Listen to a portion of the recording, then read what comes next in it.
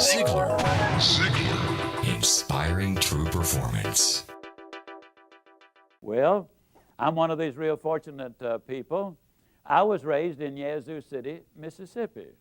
Now, I know a lot of people go around the country bragging about being from Yazoo City, but I really am. As you probably know, it's not a big place. We don't even have a village drunk. We share with a little community next to us.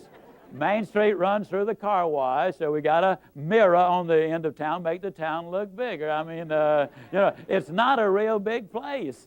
But let me tell you why I can tease about Yazoo City. Former president of the American Medical Association is from there. Former president of the American Bar Association is from there. Former president of the Southern Baptist Convention is from there. Former vice president of the Southern Baptist Convention is from there. The former chairman of the Republican National Committee is from there. Jerry Clowers is from there. I mean, it's quite a place. Now, a lot of people ask me, well, how do you account for all of that? Well, two things. Had good preachers and a wonderful superintendent of education that saw to it that the kids got a good education.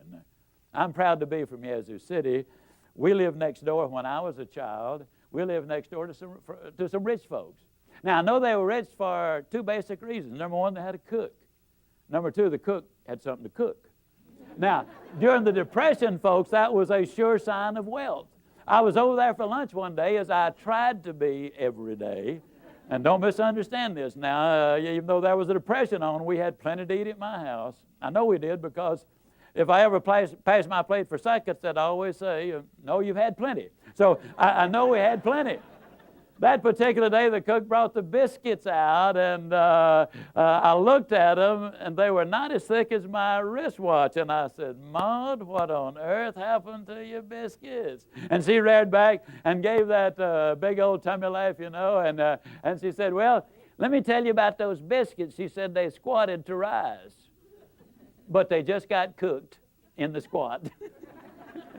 You know anybody gets cooked in the squat? Oh, they're a half a mind to do this, or they're going to do that. But the half-a-minders and the going-to-doers are the never-doers. You've talked to them, They hear about a good idea, and you hear about it and try to get them involved. And they say, well, I'd love to get involved in it, but it's almost time for the kids to get out of school. And, this is our busiest time of the year. But I'm really interested. After school gets out, I won't have so many things to do with all the parties and all, and then I'll get involved. And when school ends, you know what happens?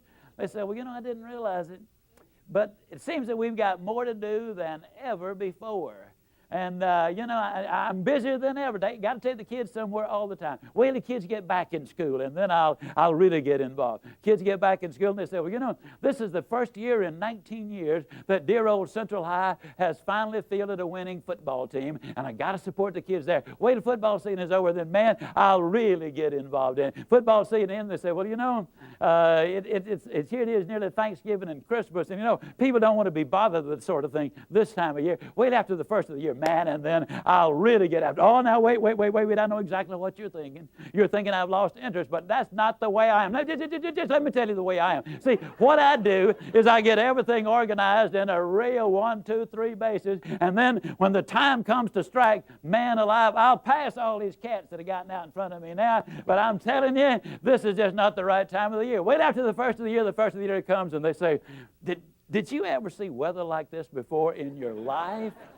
I mean, you never know whether you live in San Francisco or Buffalo or Yazoo City or wherever it is you live. Did you ever see weather like this? I mean, you can't depend on it. Wait till this weather clears up, man, and then we'll really get busy. The weather clears up, and they say, I haven't hit a golf ball or wet a hook in I don't know when. And, fella can't work all the time. You said it yourself. You got to have some time for yourself. Wait till I have a little recreation, and then, man alive, I'll get with it. And they have a little recreation, and then they say, well, it's almost time for the kids to get out of school. And that's where we came in.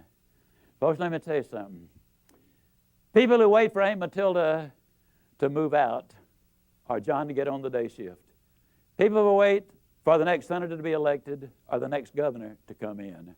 People who wait for the next advertising program to get started or wait for the tax structure to change or wait for anything that happens out there before they do anything in here are the people who get cooked in the squad. The message is We need to do it now. You don't have to be great to start, as my friend Joe Saba says, but you got to start to be great. Ziegler. Inspiring true performance.